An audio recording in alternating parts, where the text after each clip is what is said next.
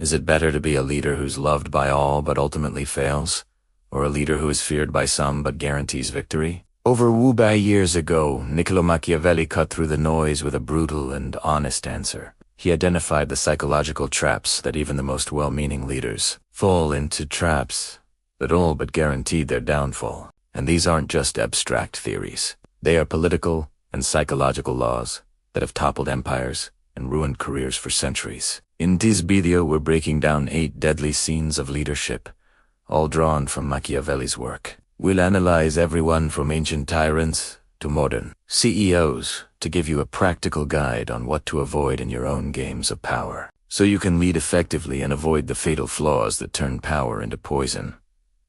Power is a paradox. We seek it to create, to build, to achieve something great. Yet, the very act of holding power can corrupt the mind, making leaders blind to the realities that once made them successful. No one understood this better than Niccolò Machiavelli. Today, his name is basically shorthand for cynical, ruthless ambition. But if you just dismiss him as a teacher of evil, you miss his true genius.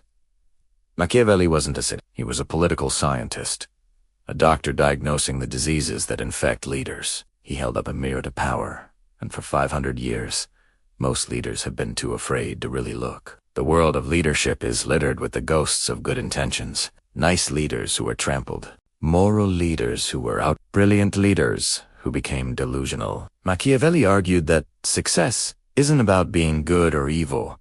It's about being effective. And effectiveness requires a brutally honest understanding of the psychological battlefield you're on. So, this isn't a call to become a tyrant. It's a defense against the predictable patterns of human behavior that lead to failure. We've distilled his work into what we're calling 8 deadly sins. Not sins against God, but sins against the unforgiving laws of power itself. Ignoring them isn't a sign of virtue. It's a form of strategic suicide. Today, we dissect the 8 most fatal of these sins, so you can recognize them, avoid them, and ultimately master the game instead of becoming its next victim. Sign number 1, the paralysis of indecision. The first, and perhaps most common sin a leader can commit, is the paralysis of indecision. In the chess game of power, hesitation is a self-imposed checkmate. An indecisive leader isn't just seen as thoughtful. They're seen as weak, uncertain, and unworthy of command. This weakness creates a vacuum, and power vacuums are never empty for long. They're filled by more decisive subordinates, aggressive rivals, or just the chaos of an organization that's lost its way. Machiavelli had special contempt for the indecisive leader. He knew that a bad decision, executed with conviction, is often better than no decision at all. Why? Because action, even flawed action, creates momentum. It lets you learn, adapt, and correct your course. Inaction, on the other hand, breeds stagnation and signals to both allies and enemies that you're frozen by fear. And that's a fatal signal to send. A study in the Harvard Business Review found that decisive leaders were 12 times more likely to be hired. It's not that they were always right, but they were always moving forward. The psychology here is simple. Followers crave certainty. In a crisis, they look to a leader not for perfect answers, but for a clear direction. When a leader wavers, they project their anxiety onto the entire organization, and morale plummets. There's a story about President Ronald Reagan's childhood, where a cobbler offered to make him either square-toed or round-toed shoes. Reagan couldn't decide, so the cobbler eventually gave him one of each. The lesson he learned applies to every boardroom and battlefield. If you don't make your own decisions, someone else will make them for you. Think about the modern corporate world. Businesses fail far more often from slow decision-making than from bad execution. The leader who wants to gather every last piece of information before committing is waiting for a fantasy. In the real world, perfect information doesn't exist. Waiting for it is a losing strategy. The antidote isn't recklessness. It's a bias for action. Make the best call you can with the information you have, and then execute with confidence. Adjust as you go. As Machiavelli would advise, it's better to act and risk being wrong than to hesitate and guarantee your own arrest. Sign number 2, the poison of flattery. The second deadly sin is surrounding yourself with Machiavelli called flattery a plague, because the trap is so brilliant. If you avoid praise, you risk seeming unapproachable and cold. But if you listen to it, you're led straight toward ruin. It's the advisor's trap, and it's one of the most insidious diseases of leadership. The moment a leader gets power, their access to the raw truth starts to shrink. People want to please them.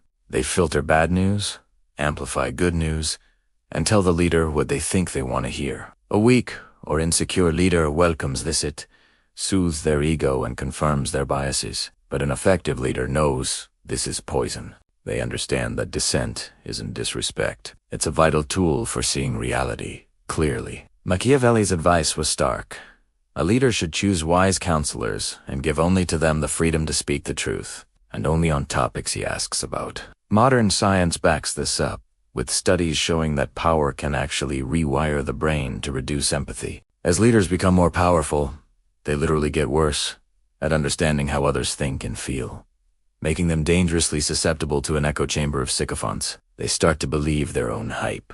The case of Elizabeth Holmes in Tyrannos is a terrifying modern parable of this sin. Holmes built a multi-billion-dollar empire on lies. She surrounded herself with a powerful, but technically clueless, board that was captivated by her vision. Meanwhile, she systematically silenced and fired any scientist or engineer who dared to speak the truth. The technology didn't work. Her inner circle became a fortress of flattery, where loyalty was more important than reality. The result wasn't just a corporate failure, but a massive fraud that harmed real people. Holmes didn't fail because she was unintelligent. She failed because she built a world where she was insulated from truth. The antidote to the poison of flattery is to actively, even aggressively, seek out and protect the truth-tellers in your organization. A wise leader doesn't punish dissent. They reward Italiano. They know that the lone voice of disagreement in a room of cheering fans is often the most valuable voice of all. As Machiavelli knew, the first sign of a leader's intelligence is the quality of the people they have around them. Sin number 3. The neglect of reputation. The third deadly sin is failing to consciously manage your reputation. Machiavelli was one of the first thinkers to grasp a profound and uncomfortable truth. In the game of power, perception is reality. What people believe about you is often more important than what's actually true, because they will act on those beliefs. As he wrote, men in general judge more from appearances than from reality. A leader, therefore, must be a master of the narrative, shaping their public image with the same care they use to plan a military campaign. This isn't about being fake. It's about strategic communication. Machiavelli famously said a leader must learn to be both the fox and the lion. The lion is powerful and scares away the wolves, but he's not very clever and can't see traps. The fox is cunning and recognizes traps, but can't fight off the wolves.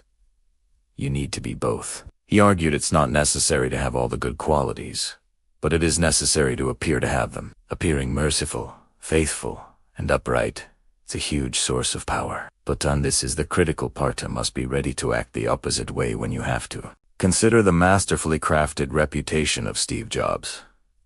After his return to Apple in 1997, he didn't just sell computers. He sold a story. He was the rebel genius in the black turtleneck who was going to change the world. Every product launch was pure theater, building an almost religious excitement around the Apple brand. Jobs knew people weren't just buying a phone. They were buying a piece of his story, an association with his reputation for innovation.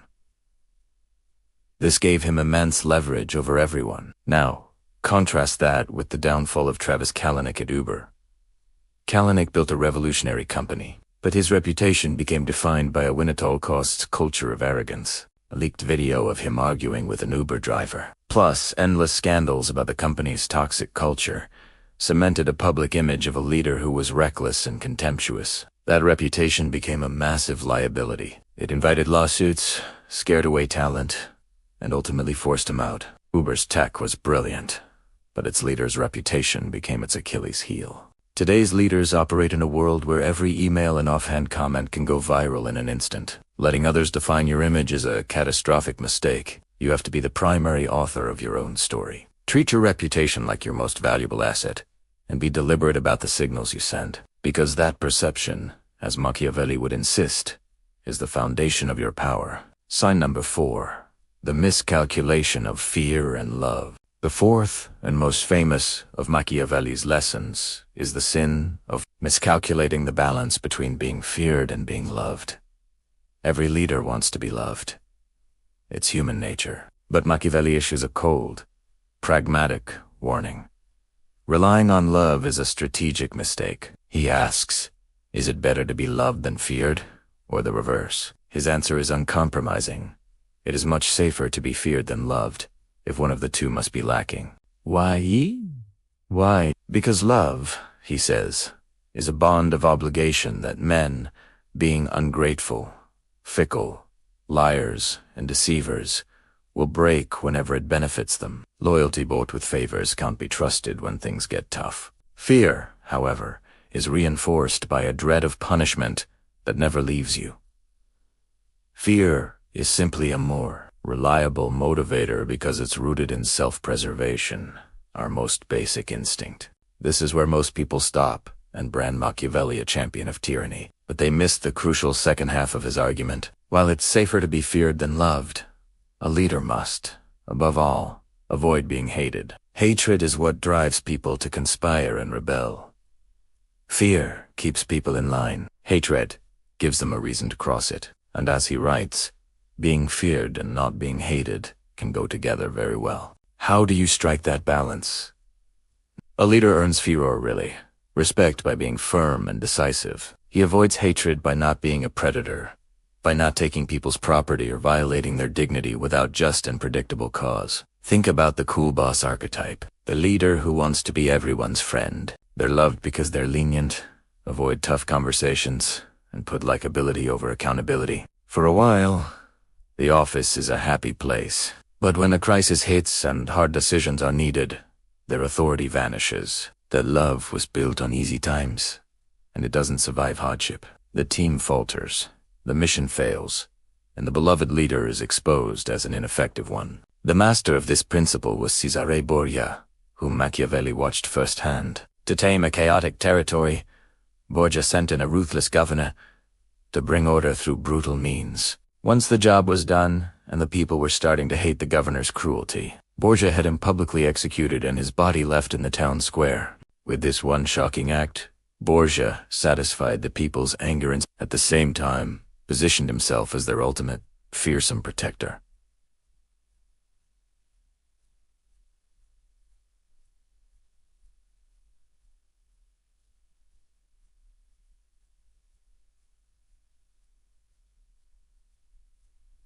It was feared but not hated. The lesson is to command respect through your competence and unwavering standards, while showing basic fairness. Don't seek love. Seek respect. That respect, born of a healthy fear of your capabilities, is a foundation of power that won't crack under pressure. Sign number 5. The rigidity of inflexibility. The fifth deadly sin is a failure to adapt. In a world of constant change, the leader who relies on a single strategy is doomed. Machiavelli taught that a leader must be both a fox and the lion. The lion is ferocious and can scare off enemies, but he's not subtle and can't see the traps. The fox is cunning and recognizes traps, but can't defend himself from wolves. A leader, Machiavelli insists, must be both. You need the strength to win a fight, and the cunning to avoid one in the first place. This sin of inflexibility is often born from past success. A leader rises to power using certain tactics, and they become psychologically attached to them. They think their methods are a magic formula, and they fail to see when the game is changed. Their greatest strength becomes their greatest weakness. As Machiavelli wrote, double quotes, If it were possible to change one's character to suit the times and circumstances, one would always be successful. But, he noted, we're often too stuck in our ways to make that change. The corporate graveyard is filled with the tombstones of inflexible lions. Blockbuster is the classic example. In the 90s, Blockbuster was a lion, a giant with 9,000 stores. In 2000, a tiny startup called Netflix, a fox, offered a partnership. Netflix would run Blockbuster's brand online, and Blockbuster would promote Netflix in its stores. Blockbuster's CEO basically laughed them out of the room. dismissing their business as a niche. He was a lion, confident in his physical stores and late fees. He couldn't see the trap of digital disruption that the fox, Netflix, was already navigating. 10 years later, Blockbuster was bankrupt. It failed not because it was weak, but because it was rigid. It was a lion that walked right into a trap. Nokia is another stark example. For years, they dominated the mobile phone market with superior hardware. They were the lions of manufacturing, but they completely missed the growing importance of software. They saw the first iPhone, not as a revolution, but as a flimsy toy. Their company was so rigid and focused on hardware that they couldn't pivot to a software-first strategy. Apple, acting as both fox and lion, knew the future was a seamless blend of both. Nokia's inflexibility led to one of the most stunning collapses in business history. The antidote is to cultivate a kind of strategic restlessness. Never fall in love with your strategy. Constantly ask, what's changed? Are the tactics that made me successful yesterday the ones that will make me fail tomorrow? Sometimes you need the overwhelming force of the lion. Other times, you need the cunning of the fox. The true master of power knows which mask to wear. Sign number 6. The reckless use of cruelty, the 6th. Deadly sin is the misuse of cruelty. This is probably the most misunderstood part of Machiavelli's philosophy. His name is tied to the idea that the ends justify the means, a phrase he never actually wrote, but the sentiment has led many to think he advocated for pointless brutality. That's a gross and dangerous misreading. Machiavelli was a pragmatist. He saw cruelty not as a moral issue, but as a political tool. And like any tool, its effectiveness depends entirely on how you use it. Using it badly isn't just immoral, it's stupid. He draws a sharp line between cruelty well used and cruelty well used. Cruelty is ill-used when it's done in small doses over a long time. This kind of nagging cruelty doesn't secure your power. It just breeds resentment and keeps the memory of your injuries fresh. It creates a state of perpetual anxiety, which leads to conspiracies and rebellion. Cruelty well used, on the other hand, is swift, surgical, and final. It's done out of necessity, all at once, to secure power and eliminate threats. And once the deed is done, the cruelty stops. You then pivot to helping your subjects as much as possible. The goal is for the shock to be immense, but brief. The wounds are then allowed to heal, and people can eventually appreciate the stability that follows. Consider the historical example of Agathocles, the tyrant of Syracuse. He rose from being a common citizen to ruling the city by gathering all the senators and rich citizens in one place and having his soldiers kill every last one of them. A supreme act of cruelty. But, Machiavelli notes, after that one horrific event, he never repeated it. He lived securely and was able to defend his city. His cruelty was well used because it was decisive, final, and served a clear purpose. Now, contrast that with a modern corporate example. The CEO who, instead of doing a single, clean layoff, engages in death by 1,000 cuts. Every month, a few more people are let go. No one feels safe. The best employees, who have other options, start leaving. The rest are demoralized, paranoid, and unproductive. The CEO, trying to avoid one big unpleasant act, has created a culture of chronic anxiety that slowly bleeds the company dry. That is cruelly ill. The antidote is to understand that when harsh measures are truly necessary, they demand the precision of a surgeon, not the blunt force of a thug. If you have to cut, cut deep, and cut once. The pain should be intense, but short. The real Machiavellian insight is that the goal of cruelty isn't to inflict pain, but to create a lasting peace. Sin number 7. The entanglement of weak alliances. The 7th deadly sin is failing to secure strong alliances, or worse, becoming dependent on allies who are untrustworthy or more powerful than you. No leader stands alone. Alliances are essential, but Machiavelli warns that the wrong kind of alliance is more dangerous than no alliance at all. His sharpest criticism was for using auxiliaries, that is, troops borrowed from a more powerful ruler.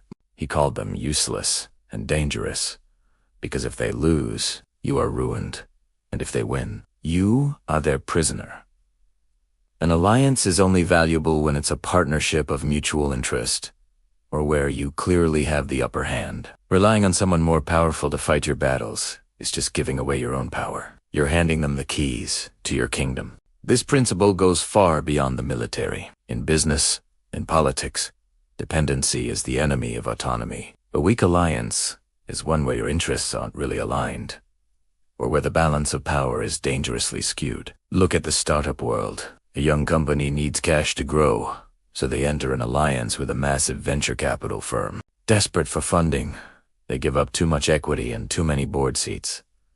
At first, it seems great to money flows, but soon, the founders realize they're no longer in control. The VC firm's goal, a quick and profitable exit, might not match the founders' long-term vision. The founders have won the funding battle, but they've become prisoners in their own company. That's the modern version of inviting an auxiliary army into your city. You also see this in international politics. A smaller nation, threatened by a neighbor, might sign a defense pact with a superpower. This alliance provides security, but it comes at the cost of autonomy. The smaller nation can be dragged into conflicts that aren't in its own interest. The line between being an ally and being a puppet can get perilously thin. The antidote is to build alliances from a position of strength, not weakness. Always ask, what does my potential ally really want? Are our long-term goals compatible? What happens if they succeed? Will I be stronger, or will I just be in their debt? Machiavelli's advice is to rely on your own resources first. Build your own strength so that when you come to the negotiating table, you're a respected partner, not a desperate beggar. Alliances should be tools you use to increase your power, not a crutch to make up for a lack of it. A wise leader uses allies. A foolish one is used by them. Sin number 8. The blindness to human nature. The 8th and final sin is the most fundamental of all. Being willfully blind to the true nature of human beings. To build a strategy assuming that people are inherently good, rational, and loyal is, in Machiavelli's world, the surest path to ruin. This isn't pessimism, it's realism. His entire philosophy rests on a clear ride, on sentimental view of humanity. He famously wrote that of men. It can be said that they are ungrateful, fickle, liars and deceivers, avoiders of danger, greedy for profit. As long as you're benefiting them, they're all yours. They'll offer you their life, but when trouble comes, they'll turn on you. To ignore this dark but predictable side of human psychology is to lead with one eye closed. This doesn't mean a leader should be a paranoid misanthrope. It means they must be a psychologist. They have to understand what really motivates people. Fear, ambition, greed, vanity, and above all, a leader who operates as if they're in a room full of saints, when they're actually surrounded by complex, self-interested actors, will be outmaneuvered at every turn. Machiavellian leaders are often described as having muted empathy. This doesn't mean they can't understand what others are feeling, quite the opposite. They're often great at reading people, but they use that insight instrumentalized to predict behavior, to influence, to get what they want, not to form genuine emotional bonds. A leader who is blind to these undercurrents, who takes people at their word and trusts in their better nature, is a sheep leading other sheep into a world of wolves. Consider the manager who creates a new remote work policy based on the honor system. Trusting everyone will be just as productive without any oversight. They're basing policy on an ideal. A more realistic leader would understand that while most people might be trustworthy, some will inevitably take advantage. So they would implement the policy with clear metrics and checks and balances, not because they're cynical, but because they understand human nature. They're planning for reality, not utopia. The Enron scandal is a catastrophic example. The leaders, Jeffrey Skilling and Kenneth Lay, built a system that massively rewarded short-term, imaginary profits and ruthless internal competition. They didn't just ignore the darker side of human nature. They weaponized it, unleashing their employees' greed to create a culture of epic fraud that destroyed everything. The antidote is to become a student of human nature. See people for who they are, not who you wish they were. Build your strategies and your systems around that realistic view. Trust, but verify. Inspire with vision, but build your foundation on a clear understanding of self. A leader who does this isn't evil. They're simply awake to the world as it is. So there they are.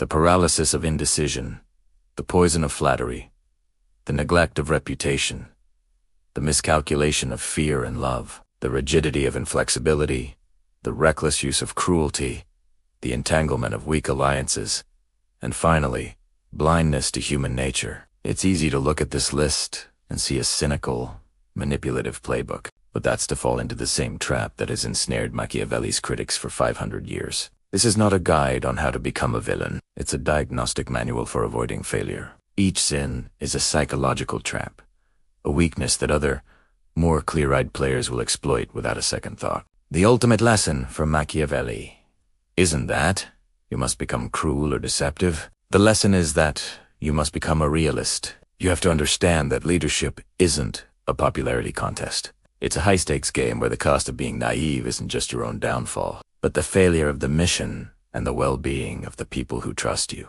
Many of you watching are what people would call too nice.